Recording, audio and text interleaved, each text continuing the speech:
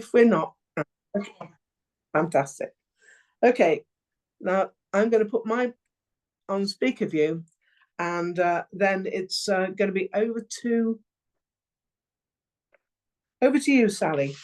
Your books are a combination of politics, places, and people, and a number of country reports. How did it come about? Well, it was, the work was done through an organization called Women's Declaration International, and maybe I could say a few words about that first, just because it'll put it into context. And I think it's interesting if viewers don't know about it. So the Women's Declaration is written sort of in the form of an international treaty almost. It was, and I'll say a little bit more about what's in it in a minute. It was put together in 2018 by some women who were concerned about the erosion of women's sex-based rights, and the fact that that was being overtaken by gender identity. So what we were seeing was that whereas we have rights based on our sex, what was happening in practice was people were being given rights on the basis of some nebulous concept of gender identity, which could change from day to day or from minute to minute or hour to hour. And women's sex-based rights were kind of going out the window. So our rights were set out initially in a UN treaty known as CEDAW, which is the Convention on the Elimination of All Forms of Discrimination Against Women. And that was written in 1979. And it defined discrimination against women as, and I quote, any distinction, exclusion, or restriction made on the basis of sex. So there's a very, very clear statement that women are discriminated against because we are adult human females, although the phrase adult human female wasn't so, in common usage at that time. So after the declaration was written, when the declaration was written, it was written with, preambles and introductions and so on and so forth. But it's really a restatement of the principles of CEDAW, put in a very positive way in terms of women's sex-based rights. So, I could probably just give you an example. No, I can't actually, because I can't find it now. But there are basically 9 articles at the core of the declaration. So, for example, there's one about motherhood, there's one about children's rights, there's one about freedom of speech, there's something about maternity, and so on. And after the declaration was written, we then asked women, well, not just women actually, anybody internationally to sign it, and it's now got signatories from predominantly women, but also men and NGOs across 160 different countries. And I think I put the link to the Women's Declaration in the chat earlier on. Maybe you could put it there again for the people who probably didn't see it then, who've joined since. And it would be really good if having heard this talk, maybe if some of the audience would like to have a look at the declaration and maybe consider signing it. Once we've done that, the organization has also grown enormously, so that you mentioned that I'm a country contact, and because we have such a huge international following, and we have contacts in many, many different countries, who sort of formally speak for the country, if you like, or interact, I suppose. It's a very flat organization, interact with us. And we have regular weekly meetings of the sort of the activists. And at one of those meetings a couple of years ago, just less than 2 years ago now, somebody said, I think it was probably Kath, my co-editor, sort of said, as we were telling stories about all the things that were happening in our countries, she said, rather ironically, I think, oh, we should write a book. At which point everybody went, hey, that's a good idea. And I put my hands up and went, would you like me to coordinate it? So that was kind of the beginning of it. And we then, I got a fantastic sort of team of women that were working on it. And we did 2 things. We designed a questionnaire that was based on the declaration, particularly on the 9 articles of the declaration, and invited all our country contacts to complete it in relation to their country. And I think in the end, 35 different people, women, completed that.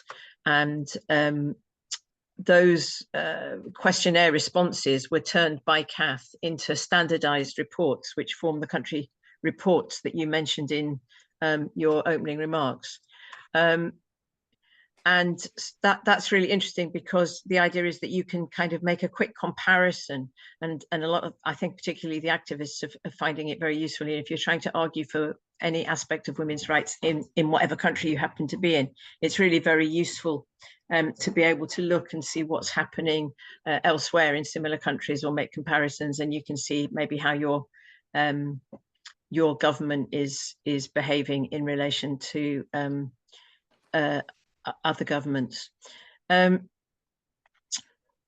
So that was one of the things that we did. And then the second thing we did was write to all of our signatories, all however many thousand there were, 30-something thousand women, and say, hey, we're thinking about doing a book. Would you like to write anything for it? Send us a proposal. And at the beginning, I said to my colleagues, look, if we get 15 country reports and 20 chapters, I think, no, the other way around. If we get 15 chapters and 20 country reports, we'll be doing really, really well. In the end, we got nearly double that. In fact, we had 4 times as many proposals for articles, for short essays, if you like, that form the chapters as we had anticipated. So we had to refuse an awful lot of them, because the book's already, quite big enough. It runs to 360 pages, and I think that's probably enough for anybody to read. And so what we tried to do was choose proposals for the chapters that covered as broad a range of topics as possible, and also as broad a range of countries as possible. And I'm really pleased that we've got contributions from women in 38 different countries on all 5 continents, which I think is really quite a remarkable achievement. Particularly, given that we were doing this with absolutely 0 resources, and some women weren't writing in, well, English wasn't their first language. And in the end, there was, I don't know, 100 and maybe 115, 120 women were involved altogether in the production of the book. So it was quite, it was a major international collaboration. And I think I think it because we had so many suggestions for articles, we were able to be really picky, and the quality of the articles, the quality of the chapters, I think is generally very, very high. And it's interesting as well, because what we've done is we've tried to reflect the fact that gender identity ideology affects all women in all aspects of our lives, even although I know some women don't recognize that, the way in which it's affecting them, but nevertheless it does affect all women in all aspects of our lives. And so we've tried to reflect that in the people who are writing for us. So we've got kind of first-time writers, we've got people giving personal accounts, we've got some poetry, we've got some artwork, and we've got senior, at the other end of the scale, we've got senior academics writing. So it's a very, very wide range of contributions. So I've said a little bit about the country reports, which actually form the second part of the book. The first part is divided into, as you said, 3 sections. I mean, it was really just to divide it up, that we called people, places, and politics. A lot of the chapters could quite honestly have fitted into at least 2 of the headings, and some of them possibly all 3, but it was just to kind of group them together in a loose sort of way. So some of the chapters have quite a strong country focus, and talk about how gender identity ideology was insinuated into the law and culture and politics, etc. And policies, very importantly, policies. Often it's not necessarily just in legislation, it's just happening. across the globe. And one of the things that the book does very well, I think, is bust the myth that gender identity ideology is a first world problem. We've got information from Asia, from South America, from Africa, to show the extent to which it's pervasive across the world. In fact, some of the worst things are happening in South America a lot of the time, for example. We've got a chapter about lesbians in Angola. It's only been legal to be a lesbian in Angola since 2019, but it's also there now becoming increasingly accepted that any man can define what it is to be a woman. So, you know, women are being given some rights at one moment, and immediately they're being taken away. Even, you know, I think if you'd said to me, you know, what's top of your list in terms of the countries which might be affected, Angola probably wouldn't have been very high up, you know, but there you go. It turns out that that's not right.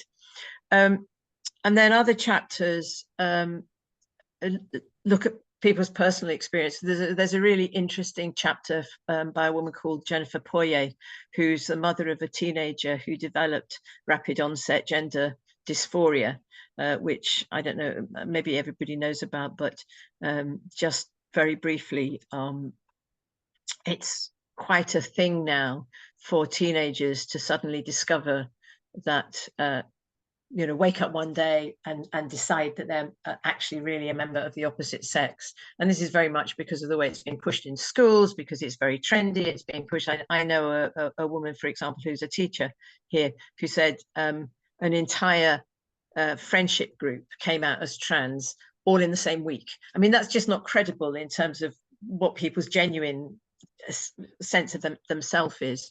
And Jennifer's essay about that's really, really interesting. And then we've got another, for example, chapter from a woman who rode her motorbike around the USA, going to the children's gender clinics and protesting outside of them. So, you know, it's a really interesting range of stuff. We've got, oh, I should say, actually, just by coincidence, I mentioned that we've got some poetry. We actually opened the book with a song of Paula's. So that's a great link for tonight. Our voices will be heard. Yeah, our voices will indeed be heard. And those of you who know Paula will know that she's very good at that. So just again, to give you an idea, I mean, it's difficult, you know, there's 36 chapters. It's difficult to say what they all cover. But two of them, I'll just give you a picture, really. Two essays address, for example, the trade in babies, one in Latin America and Spain, and track the increase in sort of legal permission for surrogacy, which is really the next big attack, I think, on women's bodily autonomy that's coming globally. And these chapters look at the trafficking in women for the purposes of reproductive exploitation. And it is worth noting here, I think, that there's quite a move here in the UK to legalize commercial surrogacy. So unpaid surrogacy is legal at present, but once you commercialize it, it just becomes a whole different thing. And the buying and selling of women's bodies, and it's effectively a trade in babies. I mean, if I contract with somebody to get pregnant on my behalf and sell me her baby, that is actually baby trafficking. And it's being lauded. Oh, it's marvelous, we must have more surrogacy. Well, no, actually, we must have a lot less of it. We should really be all standing against it, I think. And as Maria Binetti and Lara Salvatierra concluded in their piece about South America, reproductive exploitation is at the core of the post-queer agenda, and the appropriation of women's reproductive capacity is at the core of the patriarchy.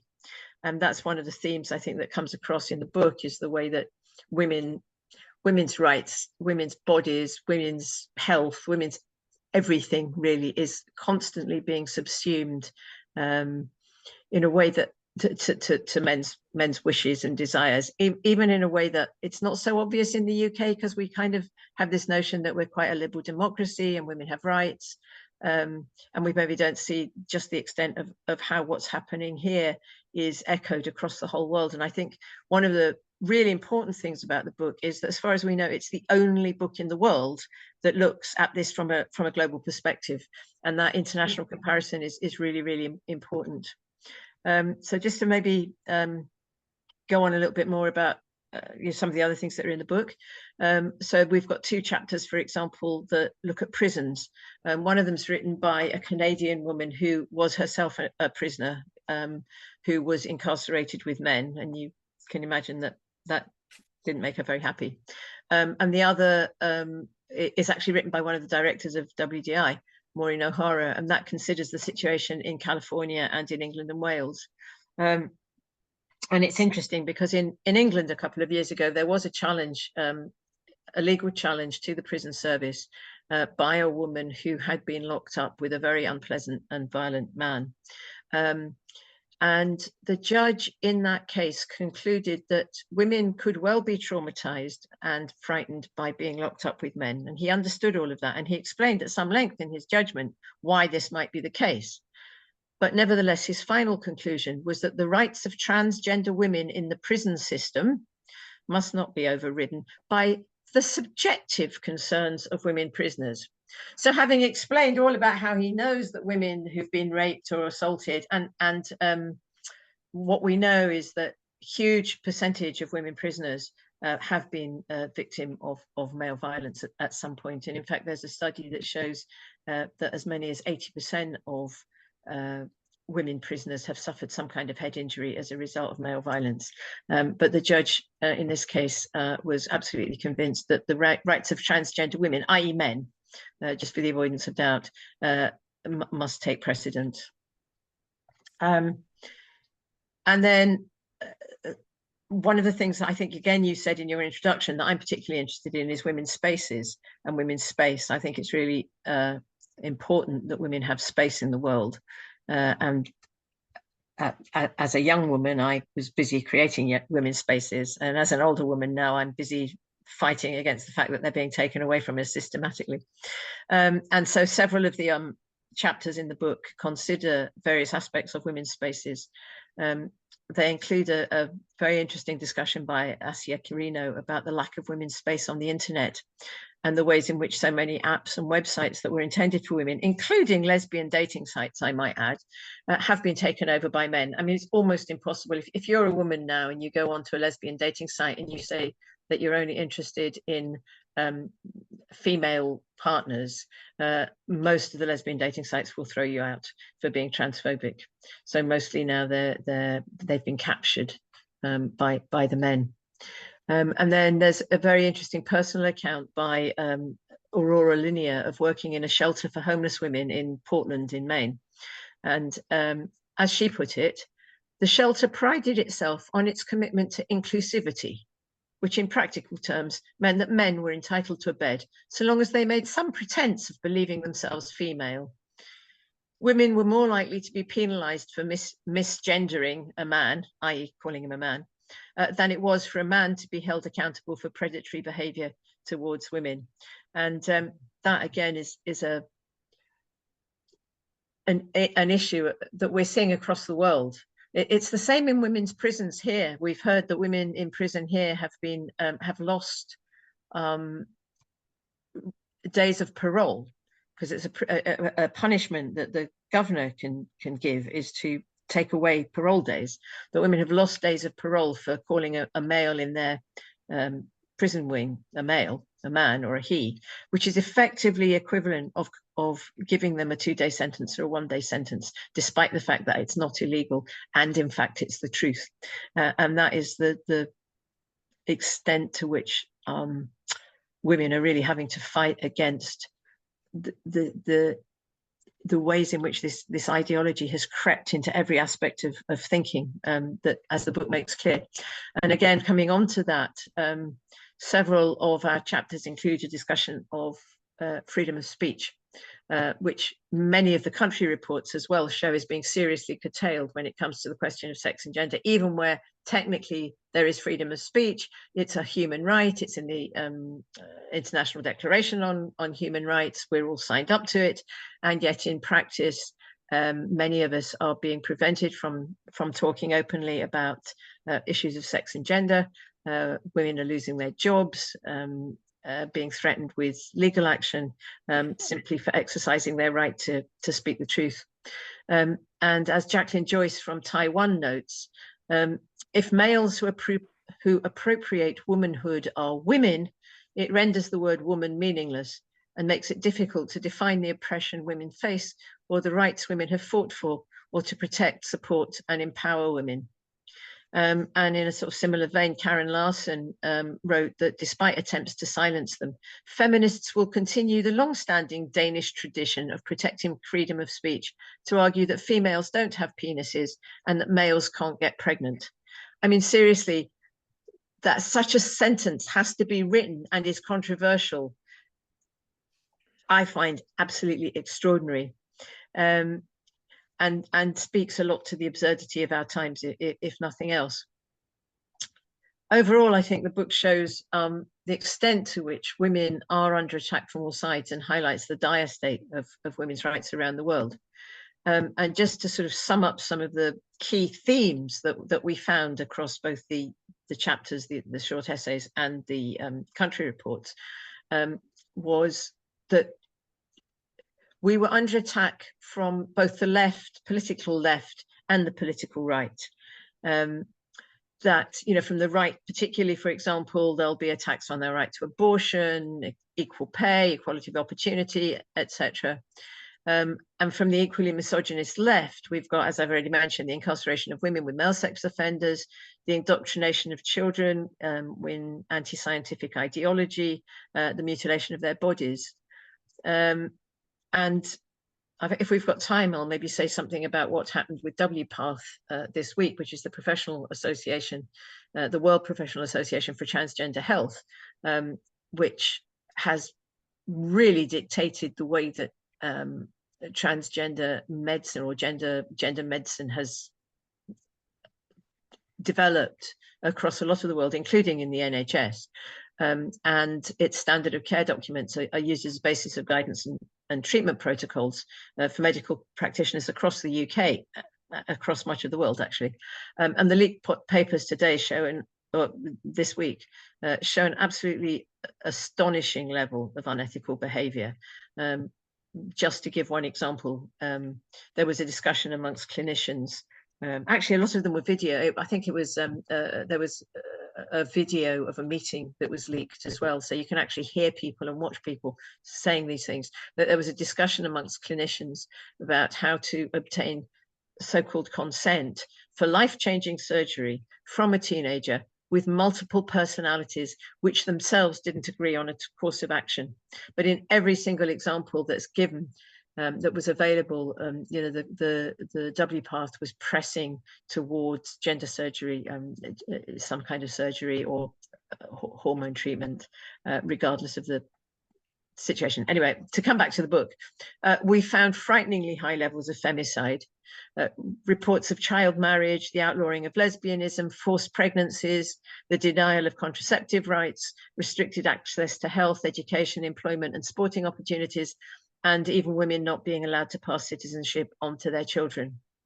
At the outset of this project, I think we had sort of thought, well, it'd be really good because we'll be able to tell from the country reports or the surveys, you know, where would be a good place for us all to go and live, where women have, you know, reproductive rights, bodily autonomy, and where we're not being forced to share our spaces and our lives with men. If such a country exists, I'm afraid to say, we have yet to hear about it. There isn't a single country in our book where women have autonomy across all areas of our lives. So whilst we're often told that the fight for women's rights is, women's sex-based rights is regressive and very right-wing, I would argue that on the contrary, what's actually regressive is the denial of our hard-fought women's sex-based rights under the guise of gender identity ideology. And overall, I think what this book makes startlingly clear is that what we're dealing with is not actually a battle between the left and right, as it's so often portrayed, but actually a battle between the patriarchy and women. Unfortunately, women won't wished. And I think this is possibly, I mean, I could say some more, but I you know, maybe if people want to make any comments or ask some questions before we move on, I'd be very happy for that to happen. I'm hoping people will ask some questions, put them in the chat. I haven't seen any yet, but I'll go and look in a moment. But you know, I was really taken with this book, and the country sections.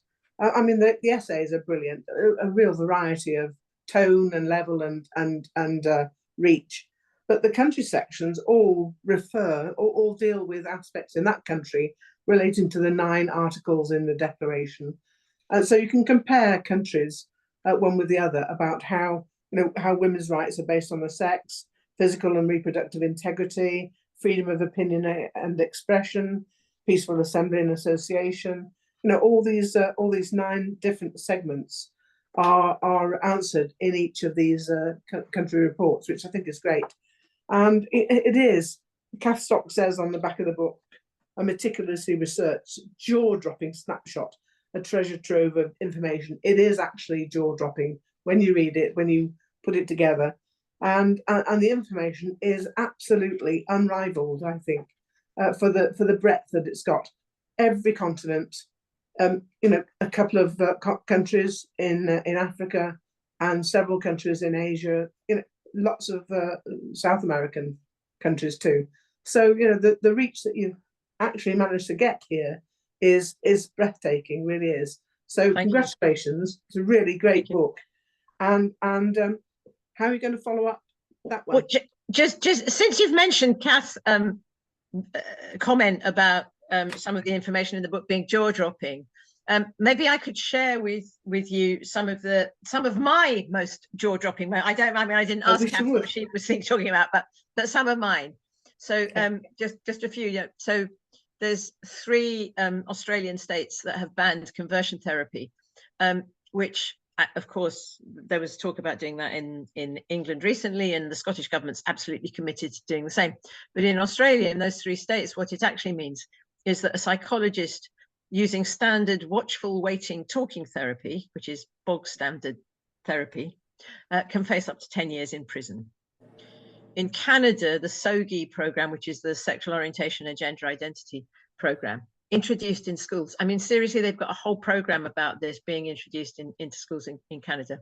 It was introduced under the guise of being an anti-bullying measure, but in fact, it's actually teaching girls that their boundaries, their right to privacy and their right to dignity don't matter and probably shouldn't exist. In Wales, a Muslim woman who's a survivor of female genital mutilation was removed from a women's equality network hustings after she disclosed her experience and asked about women's safe spaces. In Brazil, Erica Hilton, a man calling himself Erica Hilton, just to be clear, now holds the title of the most voted for woman in the country, and was on the BBC's 2022 list of 100 most influential women. Take that up with the BBC, please. In Puerto Rico, this I think is really frightening. Following the COVID pandemic, and we know that a lot of women here suffered really badly domestic violence and things that was much worse during COVID because they were locked up with their abusers, sometimes 24 hours a day.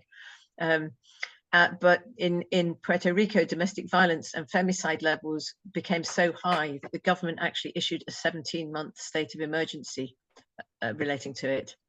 But my all-time favorite, just because it would be nice to end with a bit of light relief, is from Taiwan, where in 2021, a post-operative male, trans-identifying male, applied for menstrual leave, despite, as the author says, not being in possession of the female anatomy required to menstruate. Anyway, that's... No, that's great. I'm just putting some links in to make sure that people have got the connections. What I want to know is what's been the reception that the book has had? It's been very, very good, and it's a self-published book, and I believe that on average self-published books sell about 200 copies across their lifetime. If you're lucky, 200, 250 copies. We've already sold 800. Wow. But which is fantastic. But and all the comments about it have been exceedingly good. I mean, Kath Stock wrote us just the most amazing endorsement, but so have various other people. And our problem is, because we're self-published, we don't have we don't have a link into a very good distribution network. You know, we really the thing that we need, and if anybody in the audience can help, please get straight back in touch with me.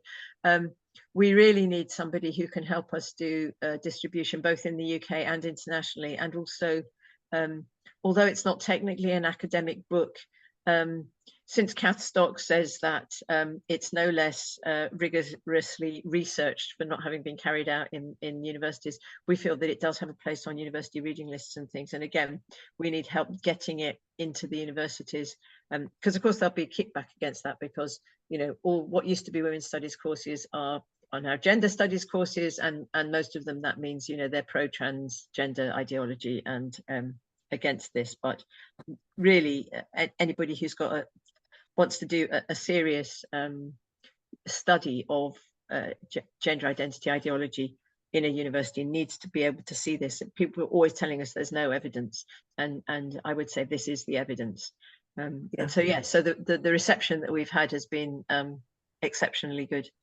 I'm being very, very pleased with it. Now I've got a comment here from colleagues. The effect on countries such as Angola reminds me that Raquel Rosario Sanchez told us that foreign aid is being tied to countries introducing self-ID and trans-friendly policies. Is that something you're familiar with? Well, it's not something that was raised in the book, but the thing is that the UN is becoming increasingly captured by gender identity ideology. Even the CEDAW committee is becoming increasingly captured by gender identity ideology, which is really very, very worrying. And you know, there has been kind of suggestions from individual members of the CEDAW committee that they should replace the notion of sex with gender identity, which is, it would just be absolutely disastrous. It's being pushed everywhere. You know, grants across the world are being tied to you know, anything for women has to include men who say that they're women. And very often without any qualification. So, I mean, as far as I'm concerned, if you're a man, you're a man, you're a woman, you're a woman, and you can never change from being one to the other, and no men of any description should ever be in women's spaces. But a lot of this is tied to just any man who says he's a woman. So, you know, a man can come in with his bid, having done nothing other than say, today my name's Jemima, and he's then allowed into women's spaces or to take advantage of women's projects, or whatever it might be. So there's no gatekeeping, and we're seeing that it is one of the most serious concerns, I think, that also comes across in the book, that gatekeeping has just gone out of the window. So that there is absolutely nothing to stop you know, sex offenders walking into a rape crisis centre and saying, I'm a woman and I've been raped. I mean, here in Scotland, in Edinburgh, we've got a man who calls himself a woman running the rape crisis centre, which is shocking. And some of the things he's said, such as what was women have to learn. Oh yes, you know, bigots can get raped too, you know, and really they have to. Women, if they come to us, you know, they need to learn to reframe their trauma, because it's all about him and it's not about the women at all. So yes, everywhere you go, governments and internationally, there is a push to include men in the category of women. Yeah, I've got a comment here, a question about self-publishing.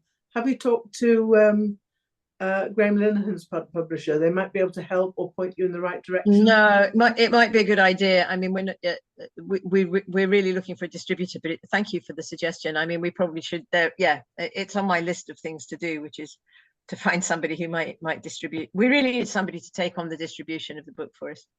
And yet, if you want to buy it, you can buy it online. What is it, from Amazon? You can buy it online from. I mean, if you just Google it, the name of the book, it'll come up that you can buy it online from, from Amazon, from Barnes and Noble, from Waterstones, from all sorts of places.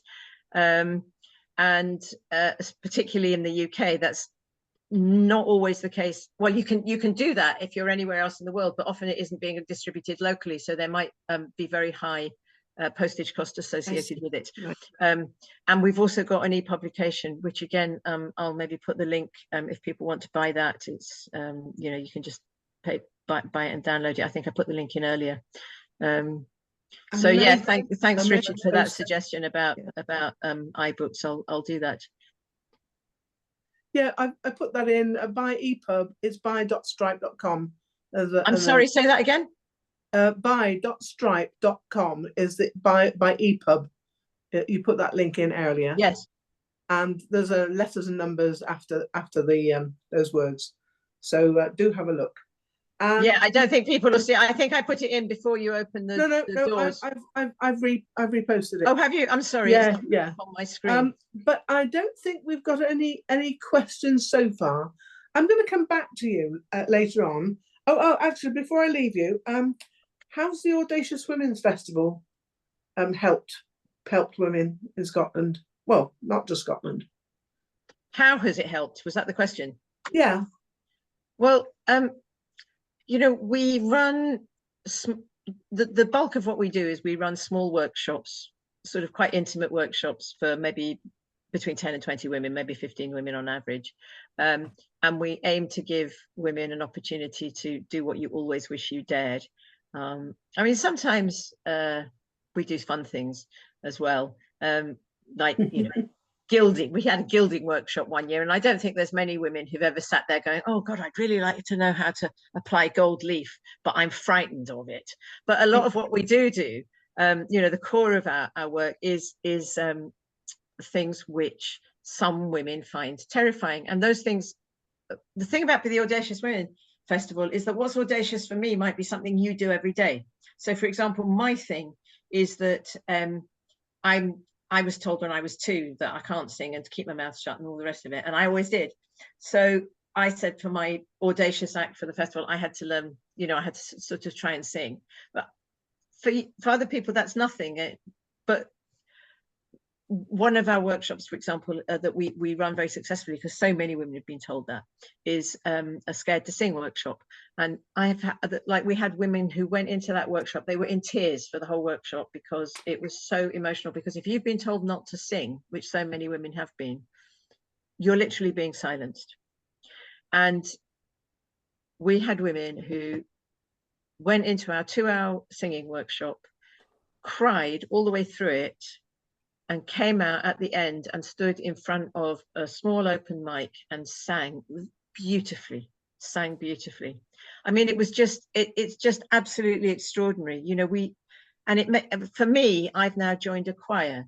I mean, I don't sing very well. I'm still frightened of singing, but I do sing now. And that's been, it has actually been life-changing. And we know that some of these little things, what look like little things that we do, because we create a very, very safe women-only space, where women are supported and not ever made to feel stupid, and don't have, that male voice going, oh, you can't do it, or whatever, and don't have that sort of physicality of their presence and things. We create a very, very safe space in which women feel free to express themselves and make mistakes. And many of them go on and do and do things that they never did before. I mean, I had a woman who went to it wasn't actually a public speaking workshop, but I'm going to describe it as that. It was the easiest thing to say. She said to me as she was going into it, this is the most frightening thing I've ever done. And to cut a long story short, now she's giving conference papers. Gosh. So, we it's small, but perfectly formed. Yeah. Well, certainly I can support that, having been a victim on one of your a victim, a participant on one of your events, which was a poetry workshop by Jenny Lindsay. I can recommend it. It was great, wasn't it? Yeah. Yeah, absolutely. Turning to you, Paula, what I want to know is, and having spoken about musical and singing exploits, turning to you, what about your career? What took you to York for your degree? Well, am I on mute or am I? No, you're fine. I I'm can fine, hear yeah. you. I decided to do music. I wanted to do music and biology, funnily enough, but I never got to the biology department. I went with a friend to sign on for an English course and discovered the drama department, and that was me. So random, but the performing arts has been my career really. I've been self-employed my entire life, and I've just retired. So I would urge anybody to do what they love and hope that the money will follow. Not a lot of it, but certainly enough.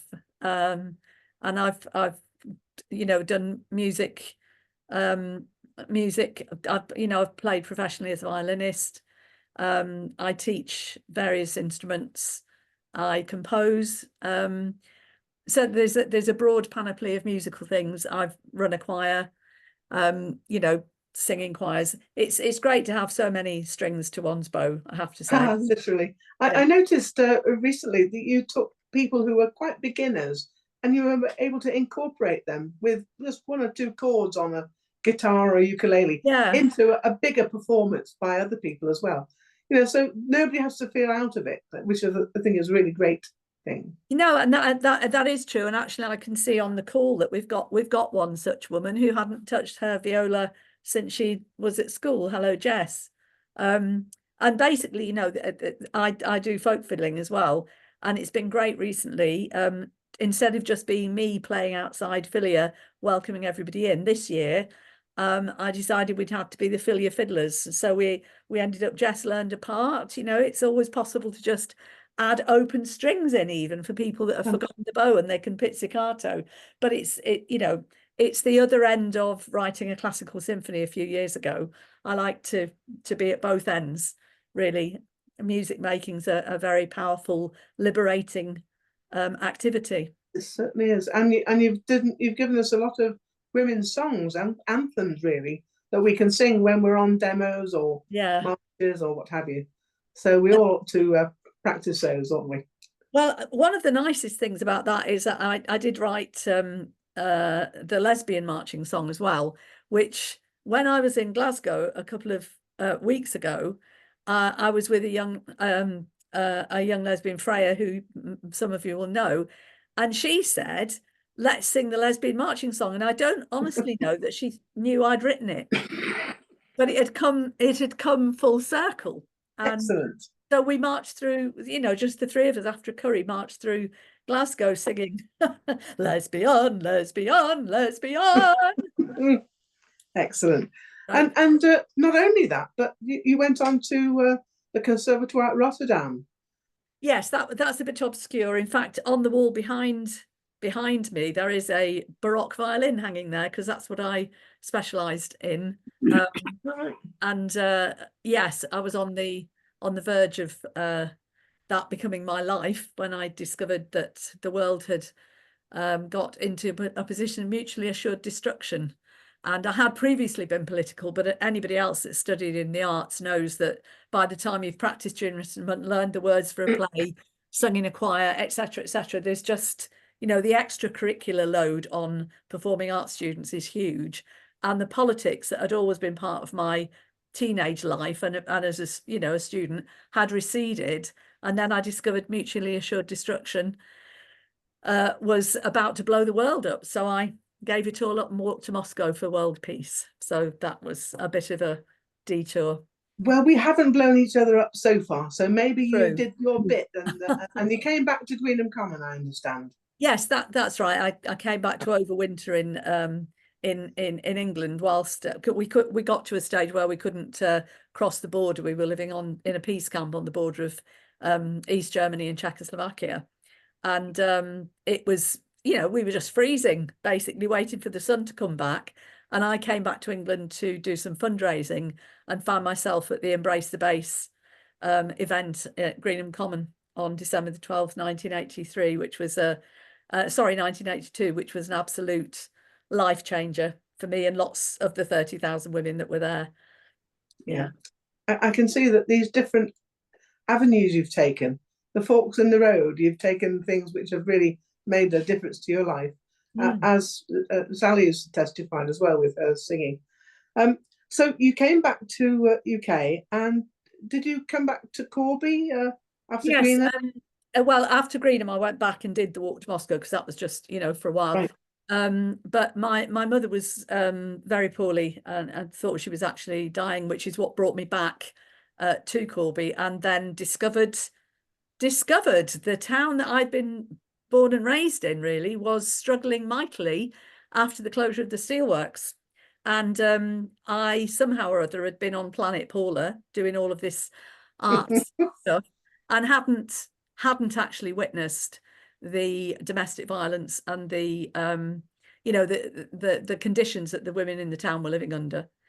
And I lived with my sister, and she was a bingo caller at the time, and every other house in the street we were living in more or less had domestic violence going on. And between us we got very well, I was really angry about it and decided we needed a women's centre, as so many other women's lib women at the time, or whichever wave of feminism you want to call it.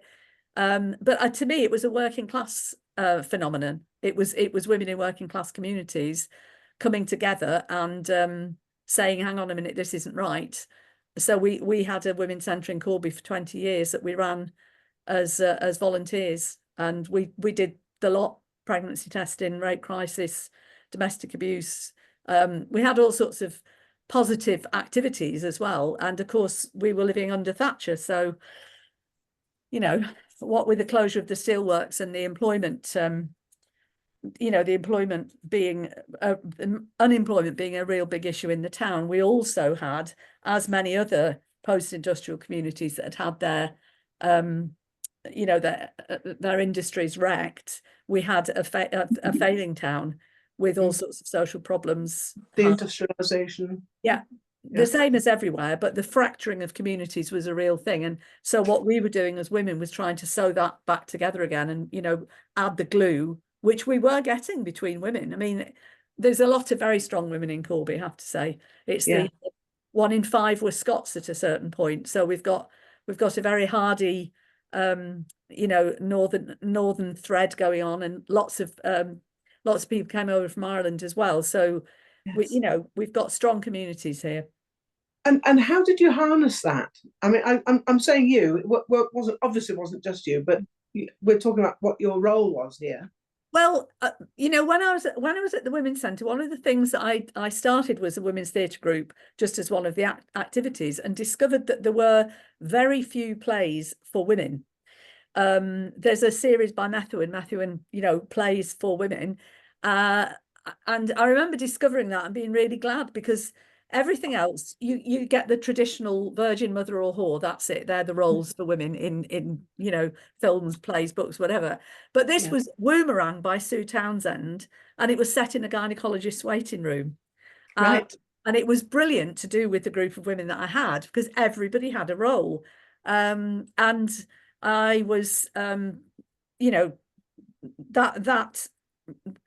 kind of, I ended up in a political theatre group when I was in Holland. So I also had that going on in the back here, of how you can use theatre to change things. And it all it all came together really. I went on tour with Banner Theatre, who were a political theatre group based in Birmingham, and the style of documentary theatre training I did with them stood me in really good stead. So when I in 1998 decided to form theatre groups of my own here in the town, rather than one that was touring everywhere, because I mean that was wonderful, going on tour around the trade union base and taking a play. We did a play about the NHS, we did a play about asylum seekers, the Criminal Justice Act, you name it. We were doing issue-based theatre based on the real life stories of the people involved. And so I took that model and began in 1998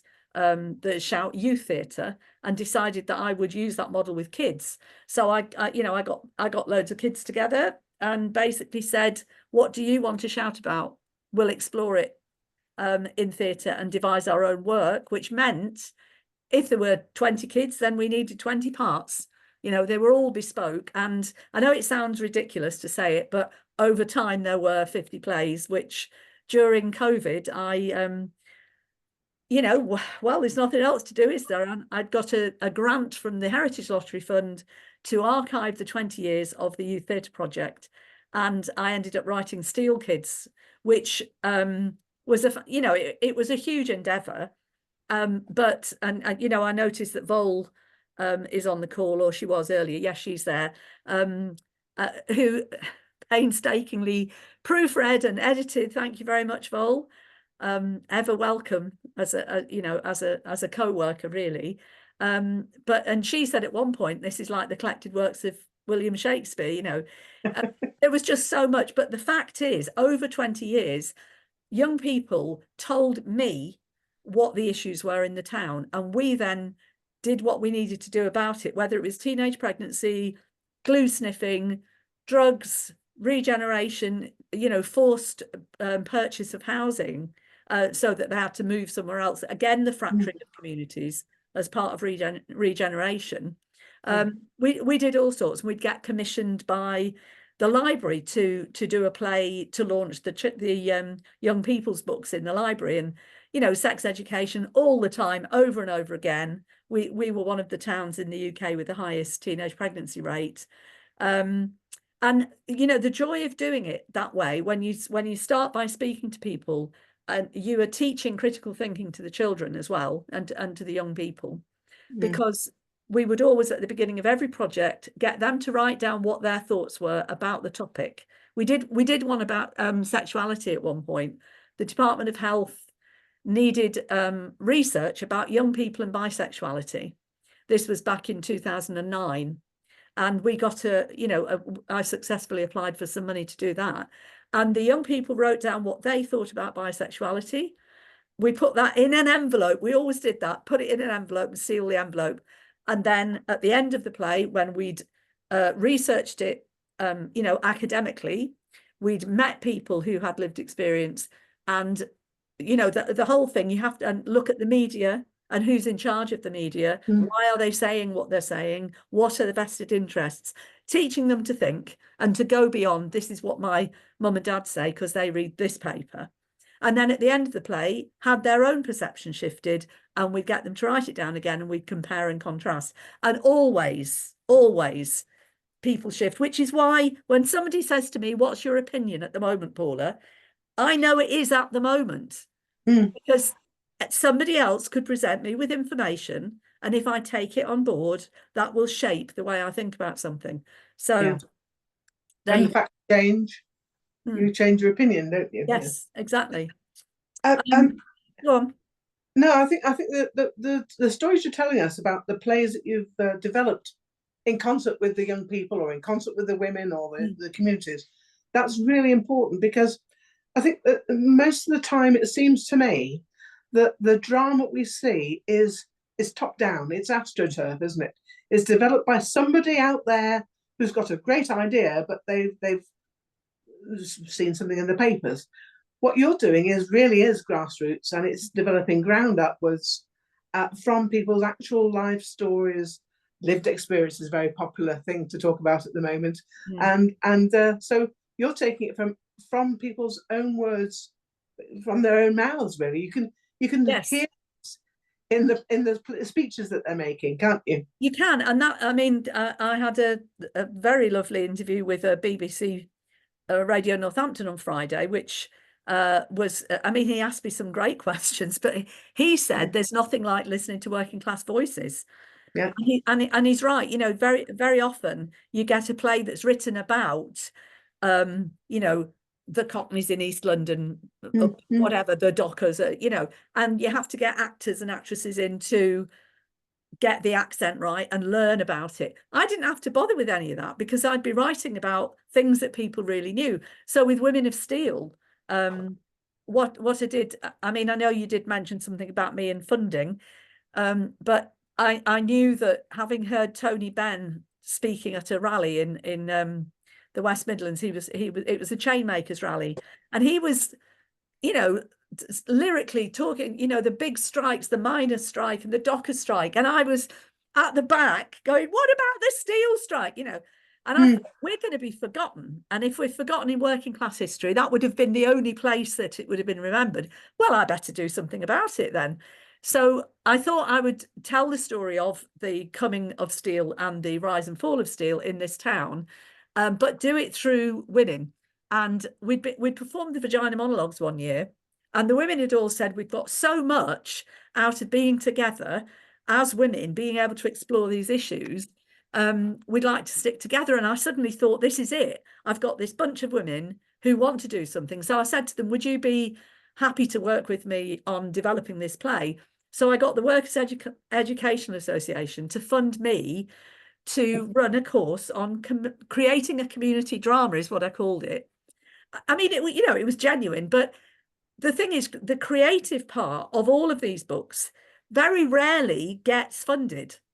You know, you have to do it for no money and then hope that you sell it, or hope that you sell tickets for the play. Well, I couldn't live like that, you know, as I say, because I'm self-employed. So I've always managed to find, so with the young people, there was lots of youth grants available, and because I was working in a community setting, I would be able to get, you know, in enough funding week by week to do that. But with this, I taught the women who wanted to be involved all of the skills that I'd picked up when I was with Banner Theatre about community drama, and so they became the researchers, and a lot of them had the connections themselves. You know, Wow. did you know anybody that worked in the steelworks? Well, I did. Oh, and my auntie did, and my neighbour did, and off they went. So it's always been really organic, because it's just lying there in the town. And when other people come from outside, they need people like me that are connected in the community to give them that material. Well, if you live here, it's lying around, and so there's an authenticity to the plays. Oh, I think there's no question about the authenticity. Just looking at, I'll come back to Women of Steel in a minute, but I'm just looking at Our Bodies, Ourselves.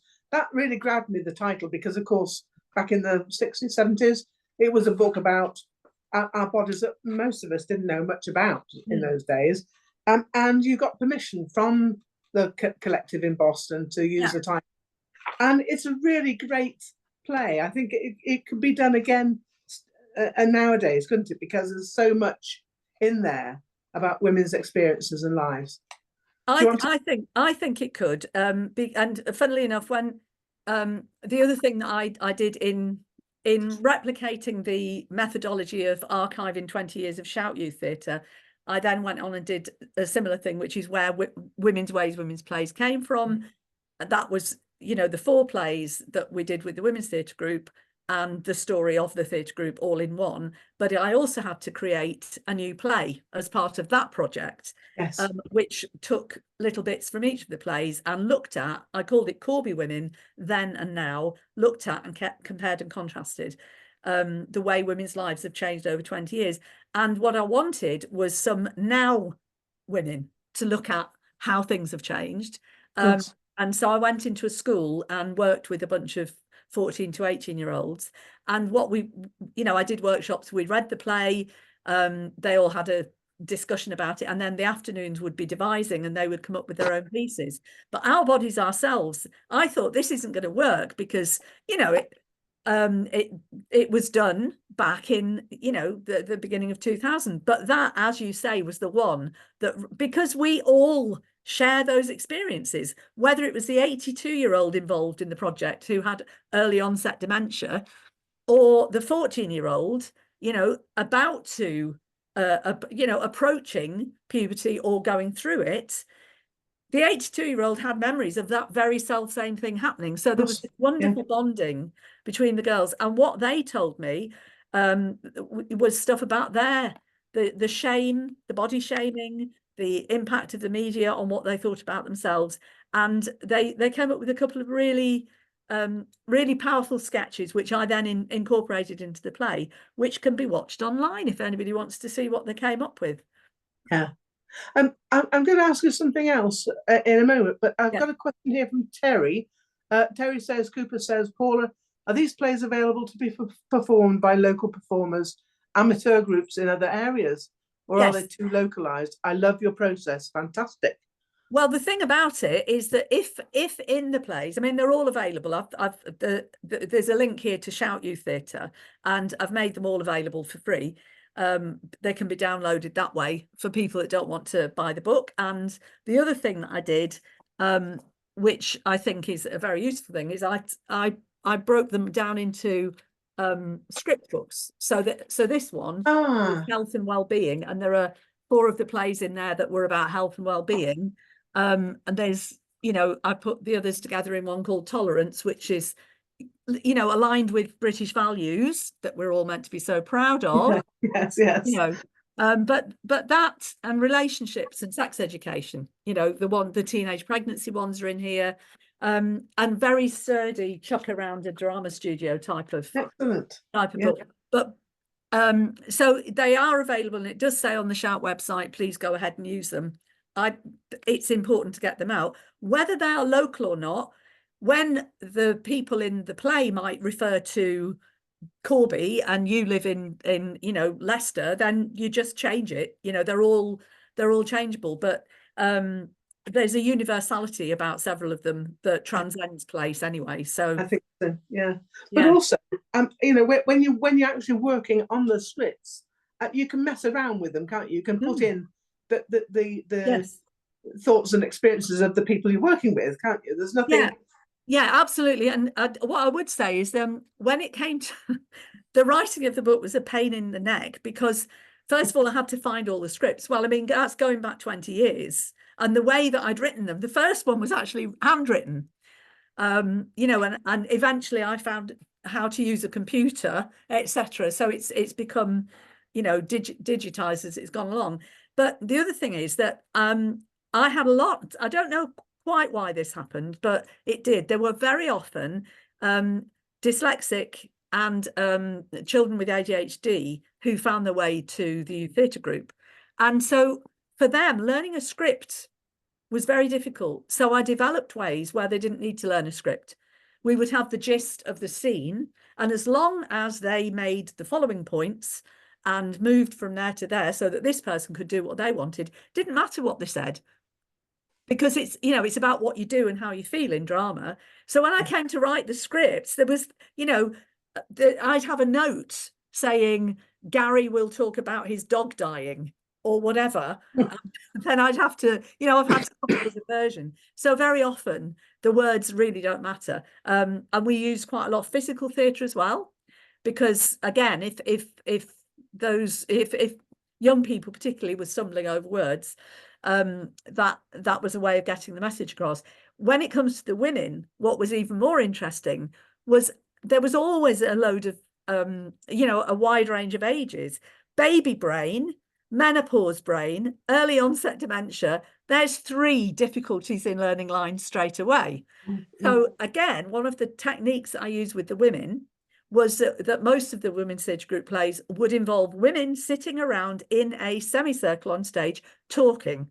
And I mean, we would have decided what they were going to talk about. But for instance, in Our Bodies, Ourselves, they talk about, you know, pregnancy, memories of pregnancy, and they would be sharing their own stories. So it was like putting beads on a necklace. And no play ever followed the same methodology either, apart from that it was always based on true experience. So they're all unique in their own way. Yes. And working with real, we're all real people, but working with women in the community, let's say, rather than actors and actresses in that there London, you know, that's rooted then in the reality. But does it mean that you don't get the focus that people, you know, has anybody come from London to see your plays? Well, this is the thing. I think I remember talking to you about this, about working class art in working class towns. It didn't even ever, I was never concerned as to who was watching it, because we always were performing for a set audience, whoever it was. So you know, there have been, I mean, Women of Steel did end up getting quite a wide audience. It became a bit of a thing to go and see, But I was Yeah. never bothered about the accolades part of it. Oh, well, I wonder if somebody would put this on at York Theatre Royal or, you know, whatever, because it was written about a community for the community. And I think very few playwrights can say every play I have ever written has been performed. Yeah, and the great thing about Women of Steel, I mean, all these plays are really great, and you can watch them on YouTube. And I was watching them and kind of reading along with the play script. And of course, the performance isn't the same as just reading it off the play script, because it's real people using their own words, or, you know, making shorter things or making a little bit longer. But it's dynamic, isn't it? It's dynamic and it's real.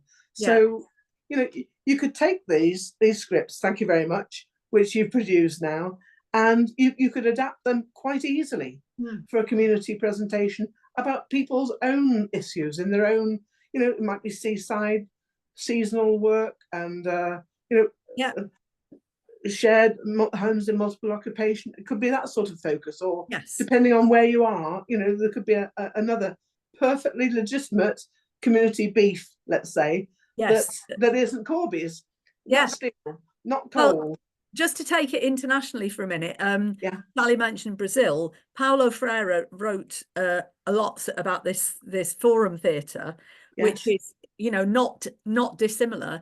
And I have actually taken the plays into schools, and especially around domestic abuse. There was one year when the theme for domestic abuse was the way it was affecting young people, and there was a rise in what they were calling teenage domestic abuse.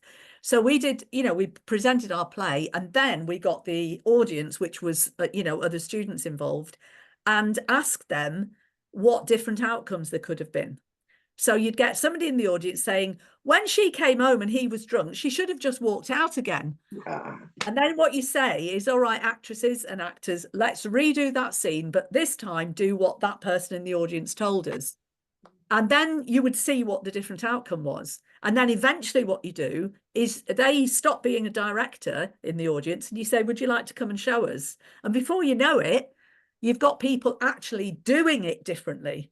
And then we're all sitting down watching the audience, who are then acting on stage. And it's used in the Brazilian parliament to solve problems. Maybe we should do it with Rishi and co. Where do you start, eh? Where do you start? But yeah, I mean, this is really great. And of course, Freire isn't always a friend to women, but, you know, in terms of conscientization, you know, this very lifelong learning type of concept, isn't it? It's consciousness raising, isn't it? And when you're working with these groups, whether it's youngsters or women in the community, do you find that as you've been working with them, they get fired up, or they get more likely to take action? Oh, absolutely. Yes. Tell us more. Right. A brilliant example of that. In order to work with the young people in the local school, in the Lodge Park Academy, I'd done some workshops for the Shout, you know, project, and made that link. And then I thought, oh, hang on a minute. Instead of doing 12 rehearsals for the Women's Theatre Group play, I'm going to do 8, and I'll use 4 of those rehearsal sessions here in the school. And of course, because it was all paid for, I said 3 workshops. Oh, yes, please, said Tanisha, who was in her 20s. So she became the link, and I went into the schools. She then acted in the play herself as well. And at one point, the very piece you're talking about with body image, the girls were talking about the pressure on them for body image. I asked her if she could provide me with some slides, because the other thing that I tend to do is have a backdrop with you know, images being projected that kind of counterpoints the spoken script. And she sent me some slides, and I thought it was pornography. I have to say, these over-sexualized images she sent me of these girls, I mean, I haven't seen anything like that for quite some time. And I thought, had she, you know, I didn't know what she'd had to delve into to find me these pictures. And then I thought, oh, is this what Cosmopolitan looks like nowadays? I mean, I really wasn't sure. Anyway, I asked her about it. I was slightly embarrassed to be caught, you know, being so out of touch. And she said, these are off my Facebook feed. These are the women on Facebook who I follow. And then she said, or should I say followed, because having been involved in this project has made me realise that I am fine exactly how I am, and that I do not need my body modified in any way. And this wasn't the body modifications we're talking about. This was the pressure on heterosexual girls, this over-sexualization thing, hypersexual, you know, bodies. This was about boob jobs, nose jobs, you know, eyelashes, permanently painted on eyebrows, all of that stuff that they're all into, the nails and that. She's stopped doing all of that now. Mm. And that is then a role model for the girls. Yeah. Yeah, I So, see. you know, yeah, it has an impact. Excellent. Well, look, you're giving us lots of ideas, lots of good ideas, and all your scripts, you say, are available for people to take off the internet and use and adapt for their own purposes. Thank you very much. Is that because they've been paid for by your funding thing? No, I mean, the funding would always pay for you know, just the writing process or whatever. But you know, they're there if people have got the money to buy them. But I never want anybody to not be able to do things because of money. So if they want to download them and use them because they haven't got a budget, well, that's fine by me. If they want to buy them, that's great, because then I get a little bit of a cut from the book. Yeah, I like that idea, because you deserve a bit of a cut from the book. But well, I mean, that you want them done, don't you? You want them. Well, people you know, they're there as a resource, and Absolutely. if they're only ever used as a resource, say like in a play reading, what it does is it provokes a discussion. Yes. And you know, if you're doing it through a play and characters, then you're not doing it about real people in the room, but they're actually speaking about the experiences you're all having. So it slightly distances the conversation. I think we want you to get us in a room and write us a play about what we're going through right now. And I know. I'm sure Sally would be able to work with us on that. Very tempting, that one.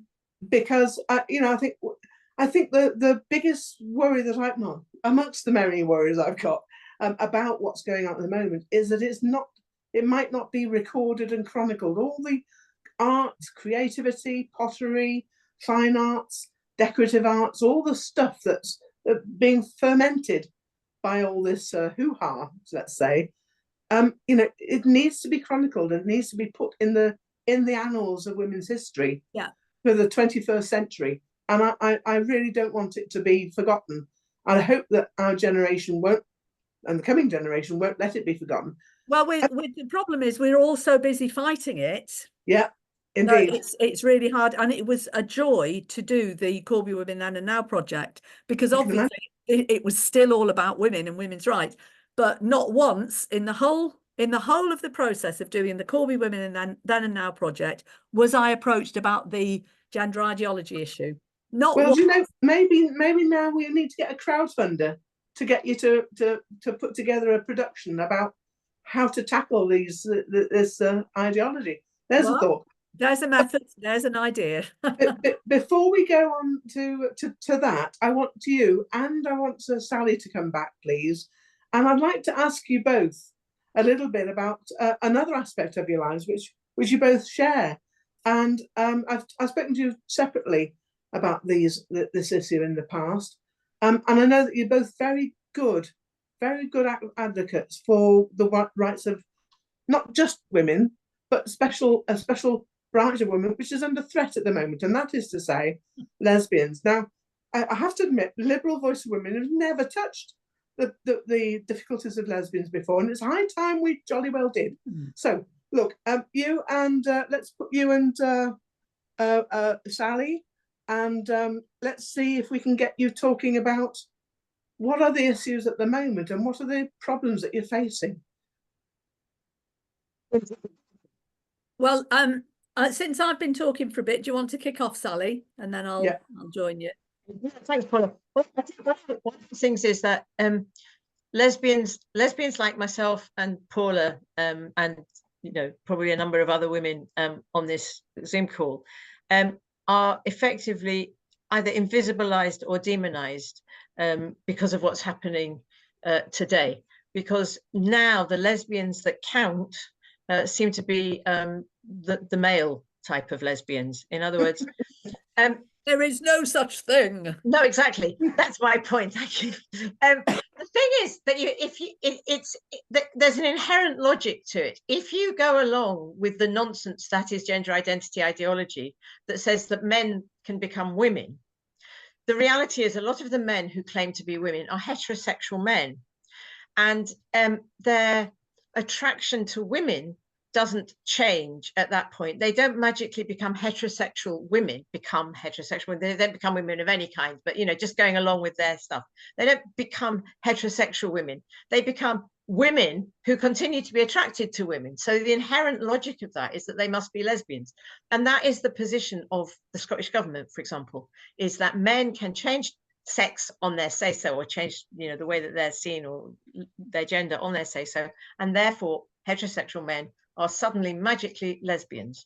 And it's utterly ridiculous. And it's worse than that, because we're then told, if we say, no, sorry, mate, you're not a lesbian, you're a bloke, you can't come into our lesbian space, our lesbian disco, our lesbian walking group, our lesbian whatever, we're accused of bigotry, we're called sexual Nazis, we're accused of transphobia.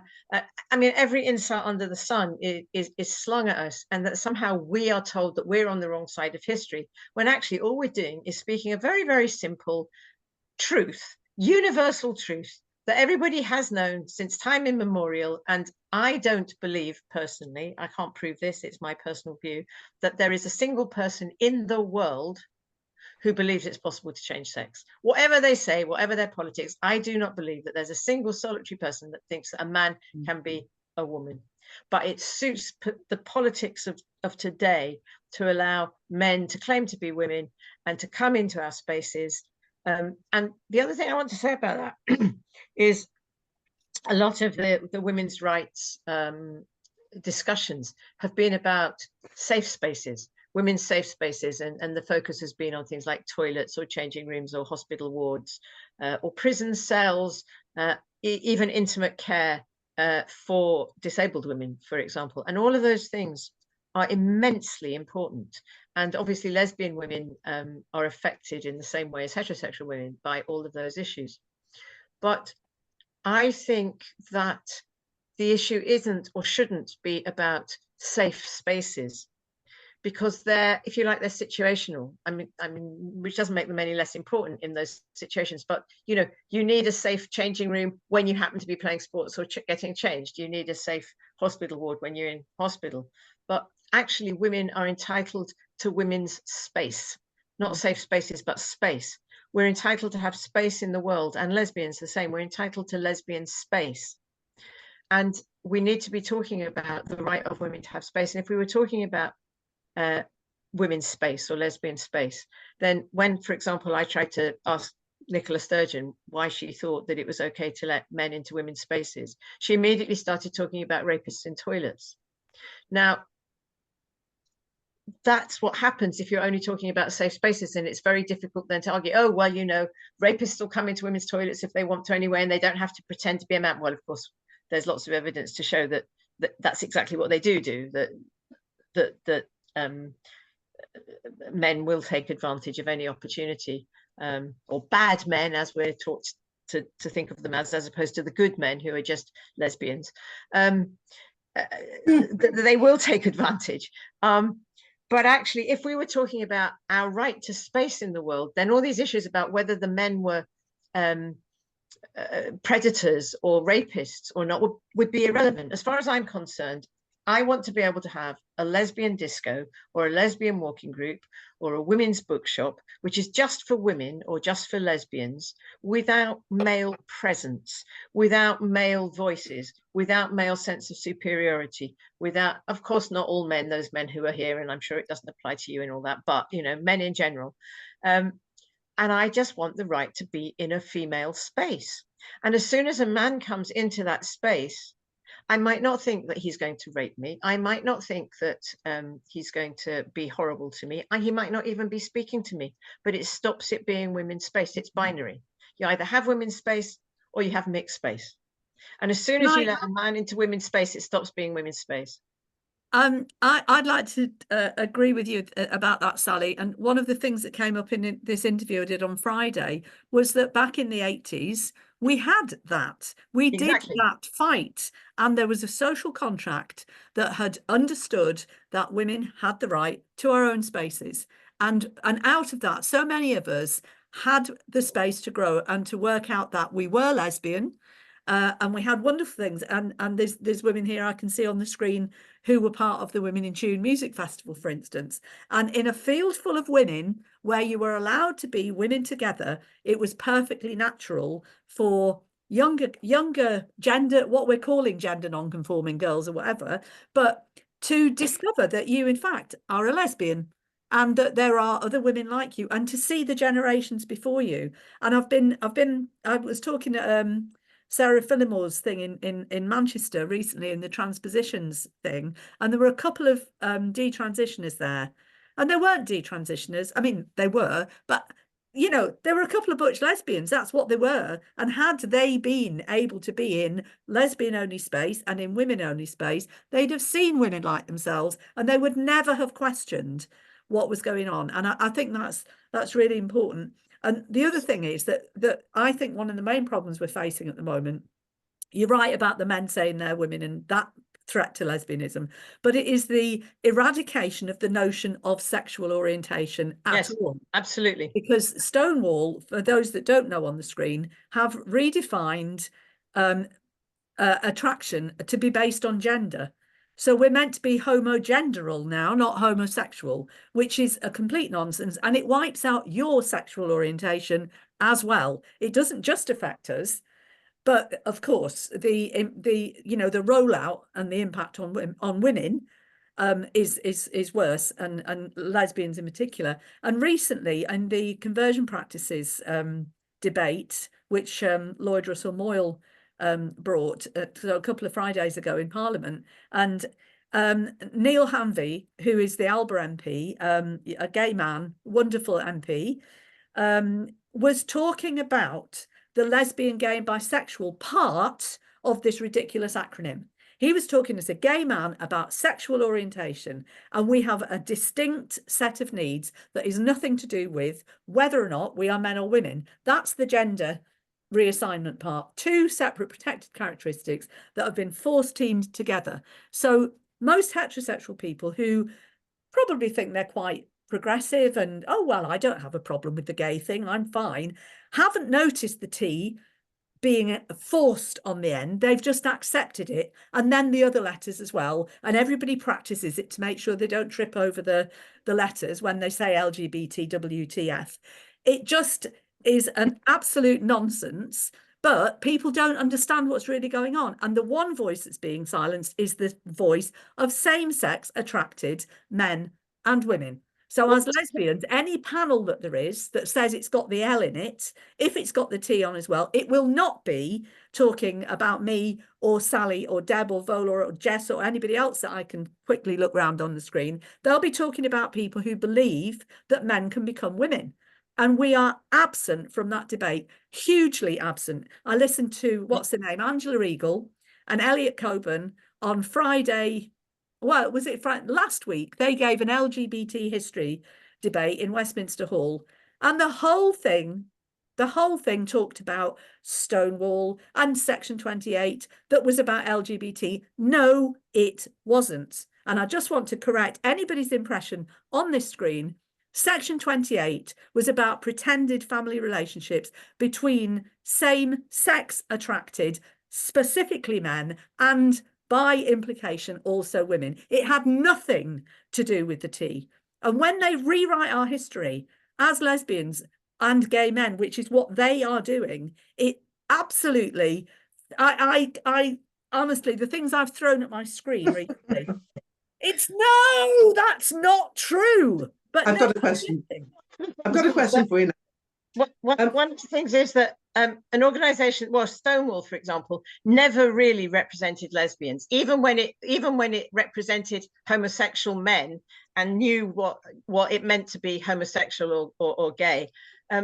All their focus was really on gay men, and the only time lesbians got a look in was when something happened that automatically included women as well as men, like gay marriage. I mean, you couldn't talk about gay marriage just for men and not for women as well. And it's interesting because what you're talking about just now, Paula, I think it's not that men are being told that they have to have relationships with women who say that they're men, because there are women who say that they're men. You know, the transgender stuff works in both directions, but the gay men are not being, you don't see abuse all over social media of the gay men who say, oh no, I don't want to have a sexual relationship with a female gay man. You know, that's just not an issue. It's part of the attack on women and women's rights, and invisibilizing us, and really trying to undermine any tiny bits of progress that we've made over the last 20 or 30 years, which is just being undone by a deeply misogynistic, deeply homophobic, deeply lesbophobic gender identity ideology, which absolutely hates women and will do anything it can to take any kind of rights away from us. And the one of the really strong things that one of the things they've done that's been very effective is the way that they have bastardized language, so that the word woman now includes male people. The word inclusive, there was a bit of chat about this earlier.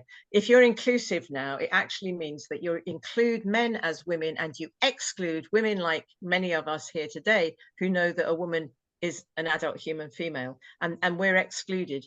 I mean, and you could go on, you could write a whole treatise about their redefinition of language, but it's really, really clever because it makes it very, very hard for us to talk about things. When Paula and I and some of you watching today were busy fighting for women-only spaces of different kinds, you know, whether it's a women's centre or women's aid refuge or whatever, rape crisis centres back in the 80s. I lived in a lesbian housing co-op. We had 30 houses that we squatted in Hackney.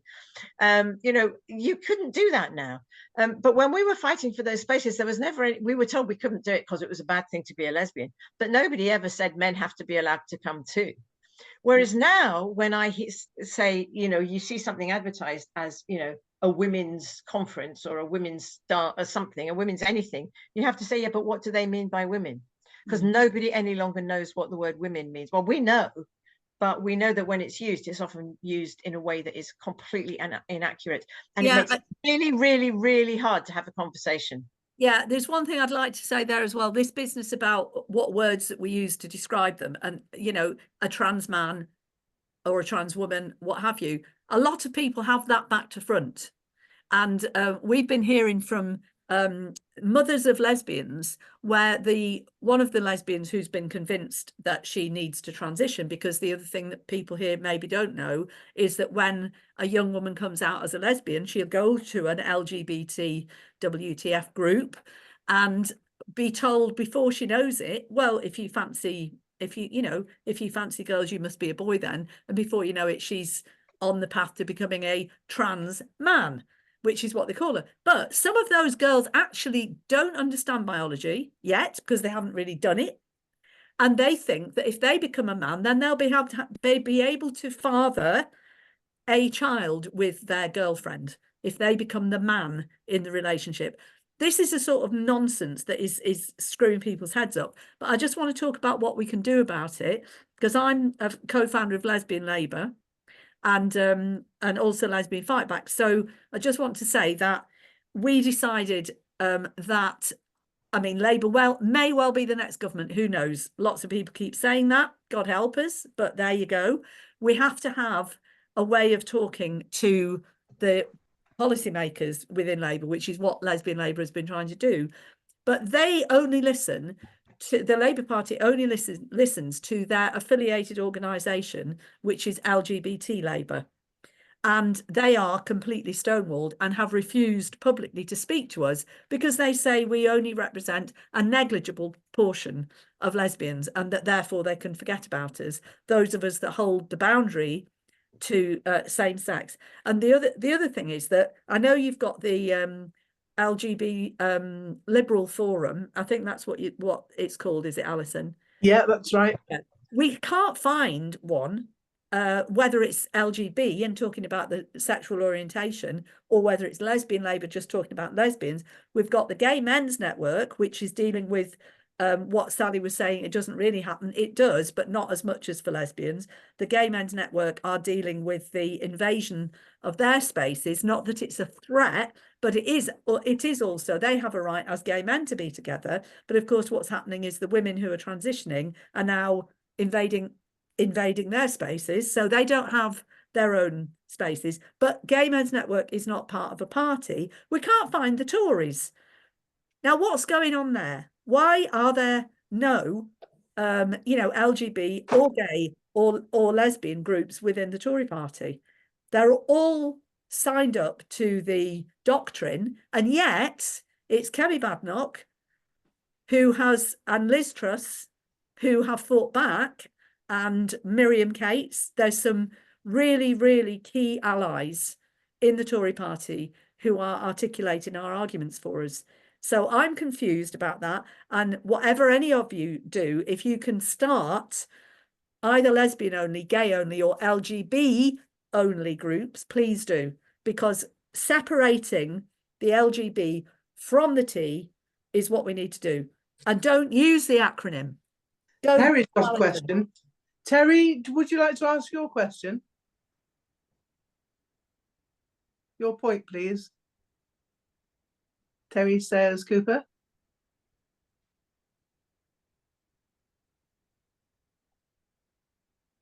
Hello.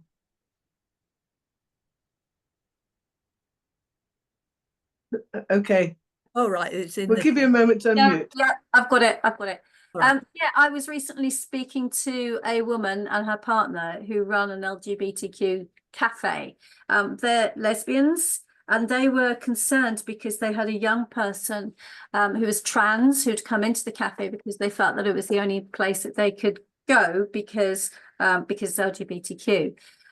This woman was really concerned because she said, I do not have the qualifications, the DBS checks. I don't have the experience on how to work with this young person.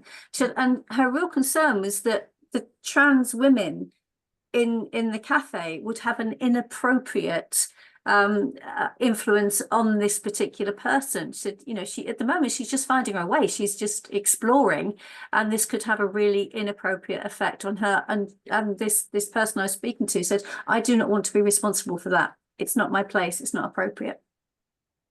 Yeah, I think it's really hard for people in that situation because it's so difficult to speak about this stuff. You're not allowed to speak about it. So without accusations of bigotry and stuff. And it's very much that if there are trans women in that cafe, then that basically means that they're men. And the young trans person that you're speaking about, I'm not clear whether that was a male or a female youngster, but it's certainly very much the case that it's not just a movement demanding the right of people to change the way that they present in the world, if that's what they want to do. It's also really proselytizing. They're pushing it, and this is one of the things that I mentioned, the WPath files that had been made public recently, and one of the things that become really obvious is the way that it's being pushed. You must be transgender. It's the right thing to do, to be transgender. So somebody like the woman you were speaking to, she's in a very difficult situation. I mean, I couldn't tell you what the answer is just now, but as Paula said, it's why we need women-only space. It's why we absolutely have to, and we have to hold the line, and we have to have the confidence to say, because the law is now on our side, it's quite clear that the law is on our side. We have the right to have women-only spaces, and we just have to overcome our fear and start doing it. But the reality is there are lots of provisions, like your cafe owner friends, where they will only get funding if they say they're inclusive. Yes, and a lot of groups are actually still really just, it's only a notion, or you've said, yes, we're inclusive, but you carry on doing your own thing. And the main thing that comes up from your question, Terry, is the age thing, because a lot of these groups are 14 to 25 anyway, and that crosses all the safeguarding boundaries. That shouldn't be happening, and it's happening repeatedly. That you've got these alternate families being set up, like exactly that young trans person, not having other people their own age to speak to, and those that they do speak to are their trans family, and it's all very creepy. So LGB Alliance are starting training us on next week to set up a helpline for LGB youth. But I mean, that's LGB youth, and this was a young trans person. It is very worrying, because they're all under the auspices of these creepy adults. And maybe the young trans person might desist if she finds that there are women who are happy to be gay, lesbian women. I actually felt that the woman that I was talking to was being very, very responsible, because she just said, this is not my area of expertise. I don't think it's appropriate for this young person to be in this space, because of the language, the things that are said in that space as well. It's very inappropriate for a teenager, full stop. But one that's exploring their sexuality, it's an impossible situation. Okay, thank you for that. Thanks. I think so. Can you just remind us of the names of the groups that you're in, Paula and Sally, so that people can go and contact them directly? Okay, well, Lesbian Labour is my main one. Lesbian Fight Back was one that we came up with a couple of years into the Lesbian Labour thing, when I realised that there were lots and lots of lesbian groups, and how did we contact one another? So we've got Lesbian Fight Back has got representatives from lots of the individual lesbian organisations in together, so we can do coordinated information exchange and what have you. Both of those are on Twitter. And then the third thing I'm part of is the Lesbian Strength Collective, because we try annually to have a march and rally, because Pride. Shall we just briefly touch on Pride or please? Those of us who are same-sex attracted are now no longer welcome on the Pride marches. And that is something that passes people by. What are you talking about? What we're talking about is, if you say trans activism erases lesbians, which is the truth in the actual way it's even set up, then you're likely to. We've had everything from threats, verbal threats, to physical abuse, and it's not just here; it is globally. The women in France, there were fireworks thrown at them. Physical attacks. The German women trying to do the same, the German lesbians. So yeah, we're not welcome at Pride anymore. So boycott your local Pride. It's only a place for drag queens to go and don't forget the puppies that are making more and more appearances at Pride marches. Just to come back to Alison's question, the other group, I mean, I'm in one of involved with some of those groups, but there's a particular Scottish group called Scottish Lesbians, which is relatively new, but it's been doing some really, really excellent work and bits of research and things. And I think Alison, you've got the Twitter handle for that as well. And it's definitely worth following. There's a lot of stuff going on in Scotland that it's well ahead of England in the nonsense, or behind, whatever the appropriate word it might be. But there's a lot of stuff going on in Scotland that's really very difficult for lesbians, over and above the general stuff. So it's worth following Scottish Lesbians as well. Yeah, and to ask people to, I don't know what it's like in the liberal political world in that sphere, but we have the BAME acronym, which a lot of people realise is a load of nonsense, because there's very little similarity at all. And that's the same. Speak specifically about who you're speaking about. And if it is just lesbians, then just say lesbians. If it is all gay people, then maybe use that phrase, or homosexuals or whatever, but don't use the acronyms. They are absolutely nonsense. There is no such thing as an LGBT person. Well, that it's really interesting, because actually it's become so accepted now. I was having a discussion with a younger woman, and she went, "Well, I'm LGBT." I'm like, no. No. Are you L? You're not G. I know you're not G. Are you L? Are you B? are you maybe also no, I'm LGBT, she said. So it's like, it doesn't even mean anything to anybody anymore. And we really have to separate it out. Okay, something to make you all laugh. I was on the train and this young 14-year-old lad next to me hadn't bought a ticket, and him and his mate were trying to get from Birmingham to Coleshill Parkway without paying. And the ticket woman got them just as they were getting off. Hoodie, Nike, just, you know, they were absolutely the last people on earth to be part of the Blue Hair Brigade. And the ticket officer was giving him a bollocking as he got off the train, because he said, I haven't got any money. And she said, well, you shouldn't be riding the trains then, should you? And he got off and he said, well, I'm LGBTQ actually, as he got off the train. And to think that they are using it as an excuse. And she said, is that right? I haven't heard that one before. But it was really funny because that, you know, that lad would never have said, I'm gay actually, because he'd have got his head kicked in. And the fact is, homophobia is on the rise, as is lesbophobia. But that they can see that there's this group of special people who are getting all sorts of supposed special treatment for you're not, for, you know, you're totally straight lads to be using that as an excuse. I thought that was very telling. Vol has got a point, I think, she wants to make about what was it, Vol, queer people? What does that mean? Yes. The use of queer, which for many of us was always an insult, which is now the word. You know, we're all queer. Or as I was working at the theatre running a cultural group for LGB people, and my director had come straight from Manchester, which was many years ahead of Corby, and he said, "Oh, I'm so excited, Paula! I can't wait to meet queer Corby." And I hadn't a clue what he was talking about. That was 2010. But there you go. It's this ridiculous and horrible word that, and I think a lot of people are, somebody said there's something in the chat about kinky heterosexuals or something. I don't know. Straights, I think. Spicy straights or whatever. Term, yeah.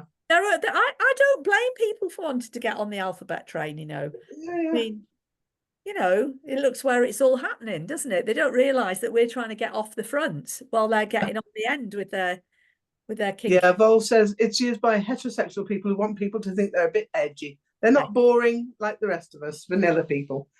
I know that Jenny Watson has had some trouble last year because the pub that she'd been using for quite some time wanted to cancel her lesbian only meetings because somebody complained that they were transbian and they wanted to have entry as well. And they nearly got away with it, but she got some legal advice and sent them a smart letter saying you cannot do this. It is, you know, against the law to discriminate like this. We have freedom of association. And so if you do want to have your own venue of female only or lesbian only, however, you know, whatever the confirmation is, you can do that. And they can't, if they're going to rent out rooms to people, they can't say, no, you can't have a room just for women. So go on. It's a very widespread myth, partly because Stonewall's been going around training everybody in this for years, that if it's women only, it has to include men who say that they're women. And you mentioned, you know, you kind of gave me an opportunity to talk about the Audacious Women Festival before. And in the last year, we've been cancelled or been attempted cancelled 3 separate times. Because we know what a woman is, and you know, we've had one we haven't been able to make any inroads yet, but with the other 2 we've basically had to threaten, you know, legal action and point out what the law is or have it pointed out on our behalf, and then they stop because then they realize that they can't get away with it. But people are just used to being able to say, no, you're a bunch of bigots, you can't come, we don't like your type here. And when we're really lucky, they put it in writing, and then it's really easy to get them. Unfortunately, some of them are wise to it. So, I mean, it seems to me the ones who won't put it in writing know perfectly well that what they're doing is illegal. Well, I don't know that they do, because as you say, a lot of people have been trained by Stonewall. But I would say that looking down the track, Tasmania. It's illegal to be a lesbian in Tasmania. Yeah. you cannot. I mean, and Deb might have more to say about what's going on over down under. That doesn't make sense, but you know, it's it has got that far then that lesbians do not legally have the right to gather. And we did a project at Filia about women only spaces a couple of years ago, and Naomi Cunningham did the legal paper about lesbian only spaces. So much of this stuff is, as we've said, it's what's in people's heads, and the trans lot. I mean, let's face it, the gender ideologues are very good at doing get Brexit done and just repeating a slogan, trans women are women, until everybody thinks it's the truth. And we need to get better at that. You know, lesbians have the right to gather. Yeah, and I mean, I think when Naomi did that thing about having lesbian only spaces 2 years ago, you know, there were some things we could do then, but since then there's been so many court cases, and you know, it's become much clearer what our rights are, and it's much clearer that we really do have the right to define women only spaces, we just have to know that and keep saying it, and we have to keep telling people. You might have been told different by Stonewall, but it's not true. Sally, have you got a little vade-mecum, a little guide that people can have about them that they can refer to? You know, the steps to go through to make sure you get it right. Well, that's a really interesting. No, we don't, but maybe that's something we should work on. Well, maybe Naomi's part of Sex Matters. Maybe we could ask Naomi Sex Matters to make a very short, small advice handbook. Yeah. I'd like to do something very radical. Vold's just suggested something. We've been talking a lot. I'm going to sing you a little song. I was going to say, I think you should sing your song that's in our book, Paula, because that would wrap it up. Well, I don't know about wrapping it up, but this is so you understand about lesbians, okay? And join in at home. The chorus is very easy. We are women loving women, and that makes us lesbian. Yeah. Lesbian. Yeah, we can't sing it together. together. We are determined, and we know how to have fun. Lesbian. Lesbian is the word that we've used for many years. Lesbian. It cannot be redefined. It's our blood and sweat and tears. Lesbian. Sapphic sisters, one and all, hear our cry and heed the call. Lesbian. For united we must stand, or divided we will fall. Lesbian. The double-headed axe is the symbol of our power. Lesbian. We shall wield it night and day to keep us safe at any hour. Lesbian. There are many, many women who would like to join our throng. Lesbian. Make the break come out as lesbian, then you can sing along. Lesbian. There we go. Excellent. Now, we've got a comment from Terry Sayers Cooper. My new saying, which I say quietly to myself, is real women support women's rights, which is an interesting dilemma for non-women. Excellent, Terry. I'm going to copy that. I'm definitely going to copy that. Very good. And we've got some more messages here from LGB Christians. Oh, Thanks, hooray! Richard. Who are they? Yeah. Richard is with us. There's a group yes. called LGB Christians. So thanks for reminding us about that. Yeah, we met them at the LGB Alliance, I think, conference. That's right. Yes. Richard. And yes. And as well as that anthem, which was brilliant, and I got the chorus after a while. Our Voices Will Be Heard is in the front of this book, and it's all about what we claim as our rights to free association, the right to make, the right to speak, the right to state our views, all those things. It's an absolutely cracking song, and you can sing it to John Brown's Body. So it's visible at https://bit.ly/y-t-voices. So that's that one. Now, I'd like to thank, unless we've got anybody else. Jess says we should be sung by a big bunch of women marching down Oxford Street. Good idea. Last but not least, I've just got to thank Rachel for managing the event for Liberal Voice for Women. We will aim to put the talk up on our YouTube channel as soon as possible. We're going to be having another speaker next month. Is our colleague in Liberal Voice for Women, Chair Dr. Zoe Hollywood, is going to be speaking about caring in dignity. That's next month. I think it's April the 18th, 16th. You know, you just can't get the staff, can you, nowadays? But anyway, thank you all for coming. Thank you all for contributing, and for your suggestions and comments, and some really great ideas. And I hope that we'll see some of these plays put on in local areas. Do let us know if you're going to put them on, and we'll come and watch them. And thank you all for coming. And let us know if you want us to have any policy making ideas. We will be at our spring conference in York this next weekend. We'll be having a fringe event with Stella O'Malley and Stephanie Davis-Arai, talking about medicalising young children. So those of you who are Lib Dem members, if you're going to conference, do come and join us. Contact us for more details. So thanks everybody. Good night. Safe journey home.